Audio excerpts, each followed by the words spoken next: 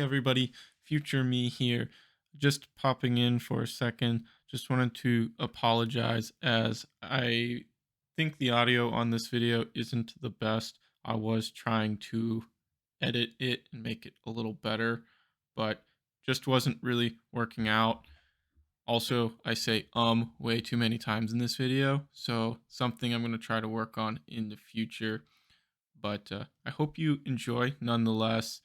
I will probably post a picture of the deck list here now, just so that those of you who I know are going to come just for the list can get out of here quick.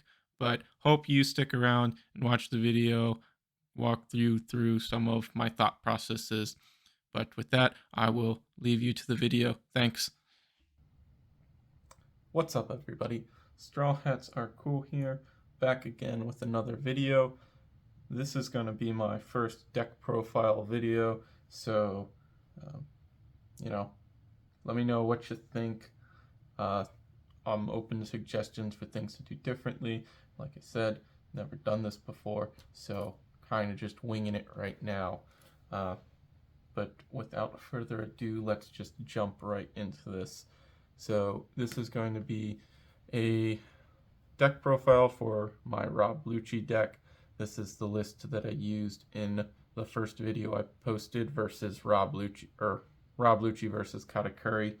So this is what I've been running right now. I've kind of got a couple versions of Lucci right now. This is going to be a more CP9 centric version of the deck.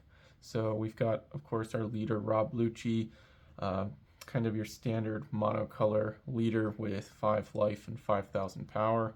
Got the ability, your turn once per turn, you may trash 2 cards from your hand. When one of your opponent's characters is KO'd, you may set this character as active. So what this means is when we KO one of our opponent's characters on our turn, be it through battle or by one of our effects, we have the option to then trash 2 cards from our hand to set this leader as active. So it's a bit of a pricey ability to use, but it is one that's great for closing games. Being able to swing huge twice with your leader, think kind of similar to the starter deck Eustace Captain Kidd. So we know that being able to swing twice with our leader is a powerful effect, but this is not an effect you're likely to be using more than once per game. It's kind of a game closer type of thing, as it is costing you 2 cards from your hand. So that's our leader. Next up, we've got 4 copies of Suru. Suru is mainly here just because of the 2k counter, but we do play her from time to time. 1 cost, 0 power, 2k counter. On play, you may give one of your opponent's characters -2 to their cost. So we do run characters which are able to KO opponent's characters based on their cost. So this allows us to just KO some characters we wouldn't otherwise be able to KO. If you watched my first video versus Katakuri, I was able to kill an 8-cost Katakuri with the help of Suru. So it does come up, but mostly a 2k counter. Next up, we've got Spandam. Spandam is a 1-cost, 2,000 power, 1k counter. And he's our searcher for the deck. Lets us look at the top 3 cards of our deck, find 1 CP type card from among them, and trash the rest. So in comparison to other searchers that are out there, this is one of the worst ones, but it is a searcher nonetheless, so we're running it for that reason, just a little added consistency. Next up, we've got one of the best cards in the deck, 4 copies of Fukuro. Fukuro is a 3-cost, 3,000 power, 1k counter blocker that cannot be KO'd by effects. So if you played the game at all during OP02, you're probably somewhat familiar with Borsellino. This card is similar to Borsellino, another blocker that just can't be KO'd by effects. However, this one, the immunity to effects is on both players' turn, not just your opponent's turn. So he's always just going to be kind of around, hard to deal with. The only decks that can really get around him easily are green and blue, green being able to rest him, and blue being able to just put whatever they want on the bottom of the deck. So next up, 4 copies of Khalifa. Khalifa is another 2K counter. Main reason we're running her is she's a CP type card with 2K counter. But she's also a 4-cost, 4,000 power character. On play, we get to give -2 to one of our opponent's character's cost, and then we can draw 2, trash 2. The draw 2, trash 2 is actually a really strong effect, and we'll get into why a little later.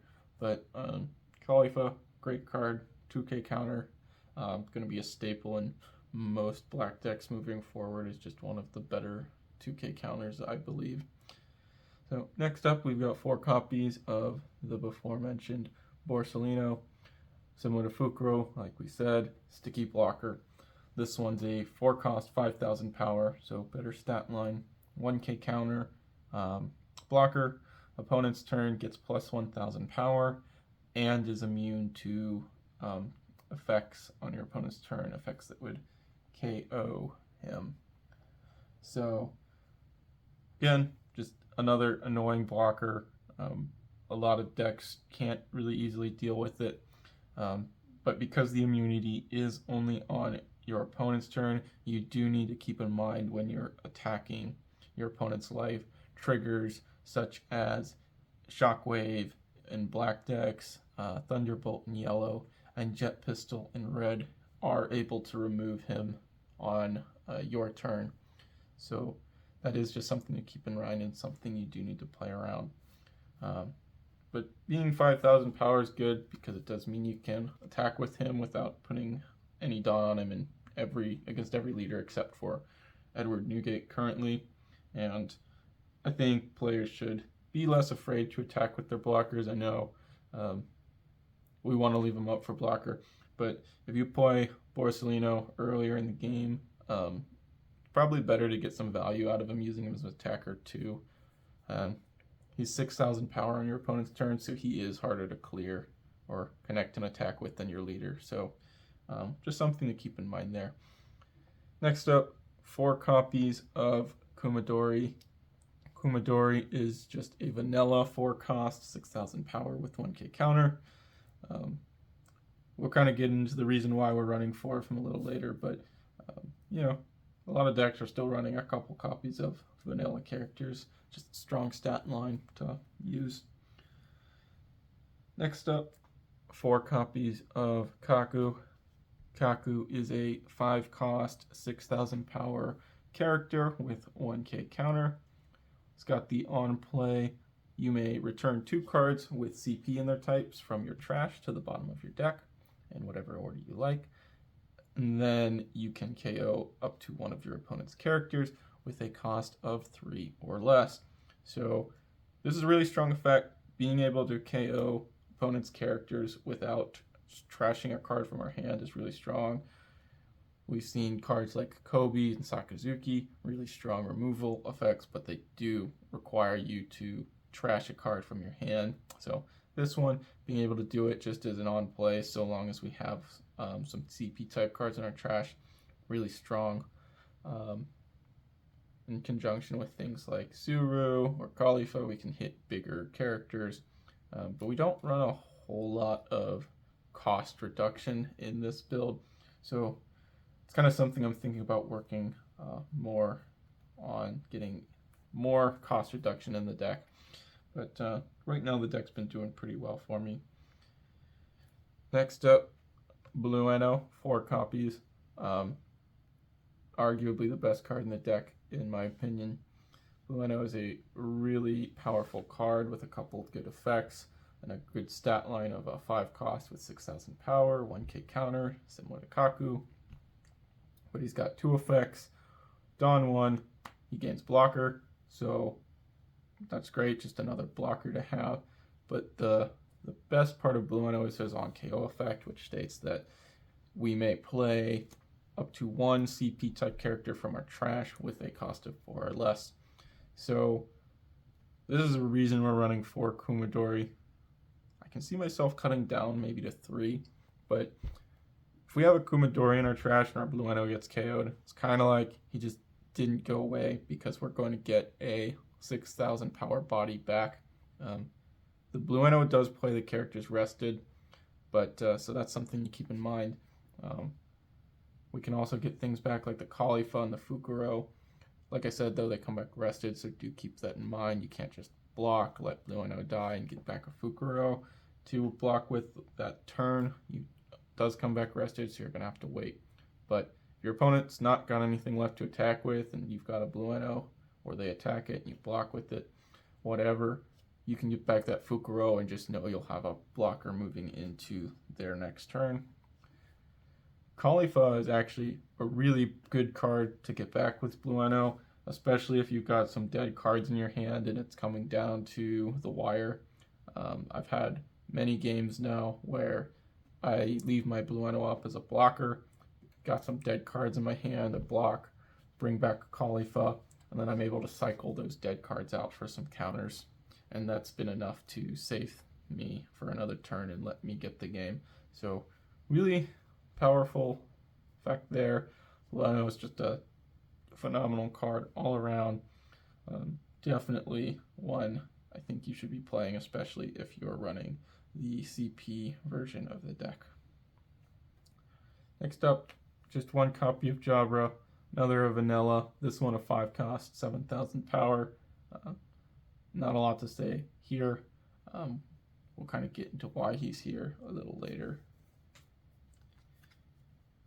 We've got 4 copies of Sakazuki. Sakazuki, like we mentioned, just a very powerful removal option. 6 cost, 7,000 power on play. Trash a card from your hand, and then you can KO up to one of your opponent's characters with a 5 cost or less. So, really powerful effect. This is a deck we want to be going second with, and this is probably our best turn 3 play going second, because our opponent will if our opponent goes first, their turn 3 will be their 5 Dawn turn. So we come into our turn 3, 6 Dawn turn, we can play Sakazuki and KO whatever our opponent played, so long as it's not something like a Borsalino that is immune to KO effects. Really powerful card, one we want to see on curve, especially when we're going second. But even late game, it is also a really powerful card, just at clearing annoying cards like 5 cost Law, things of that nature. So next up, 3 copies of Isho. Isho is a 8 cost, 9,000 power character with 2 effects. Both of them are really strong.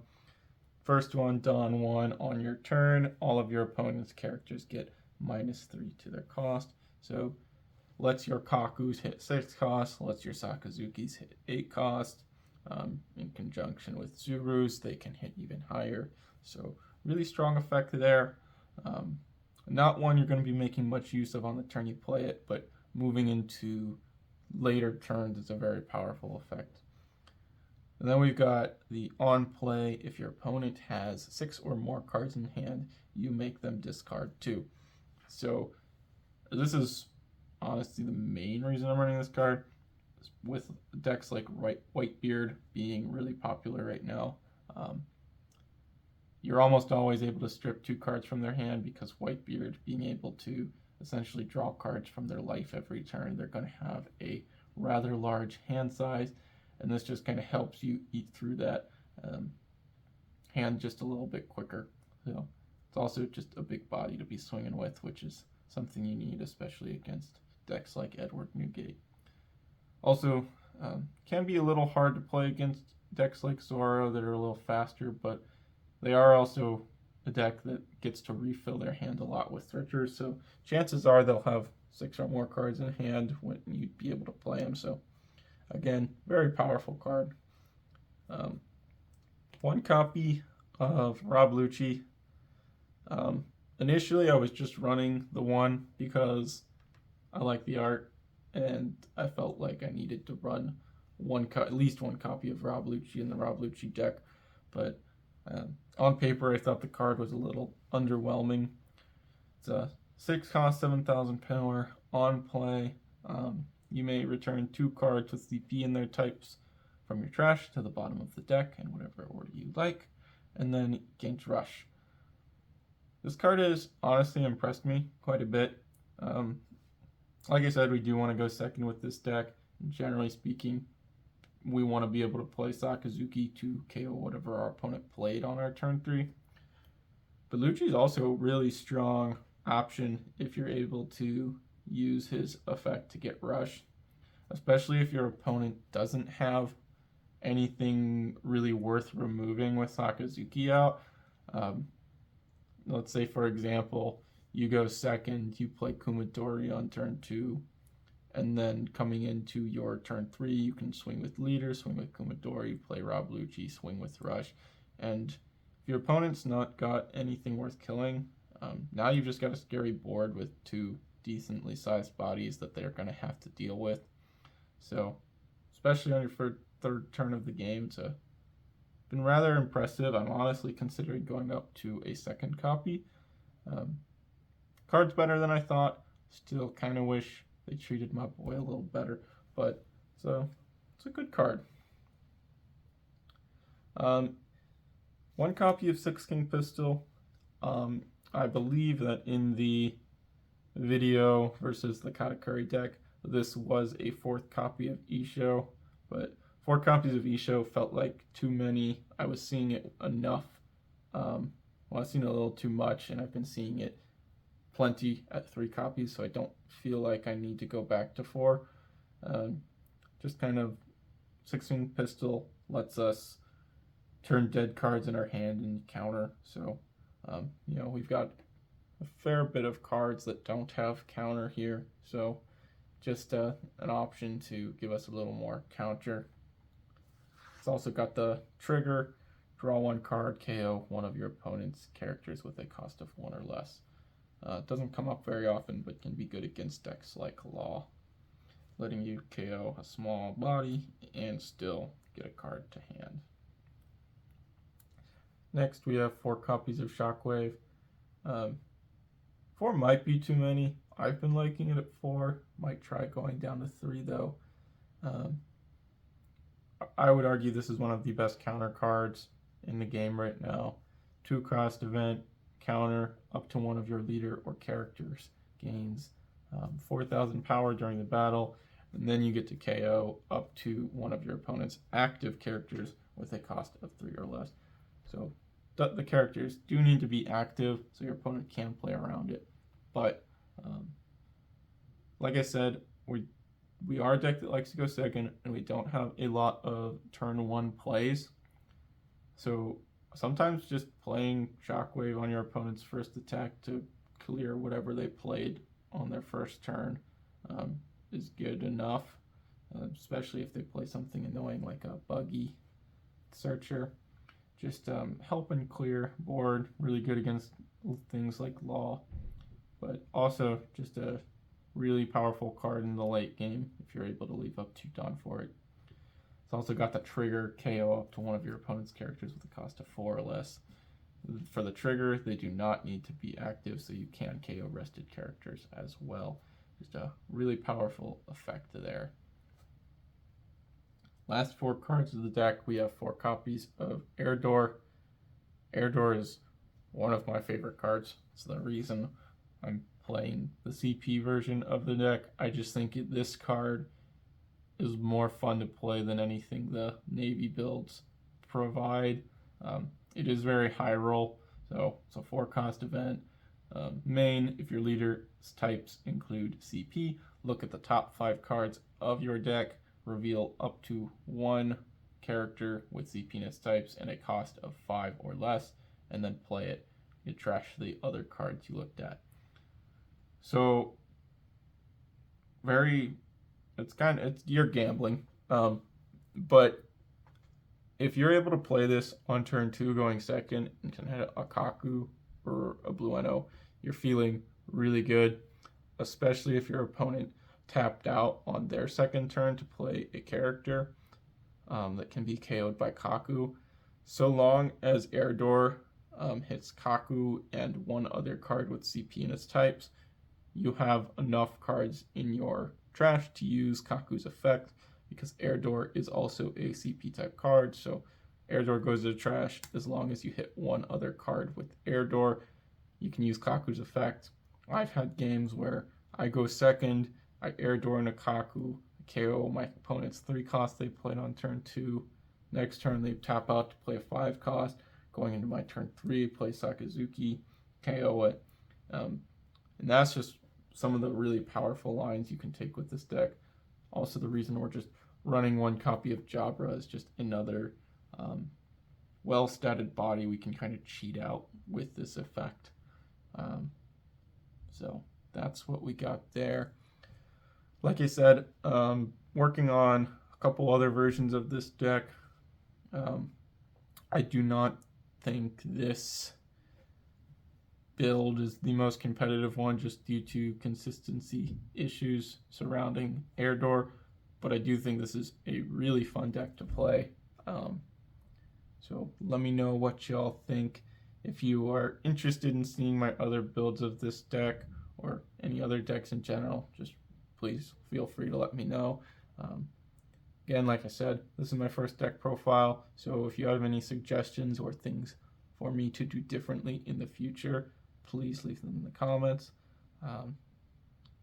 Also, if you have any ideas for content in general, appreciate it if you leave that down in the comments. Got a lot of things I'm considering doing, like just sim gameplay videos, more deck profiles, and more gameplay videos.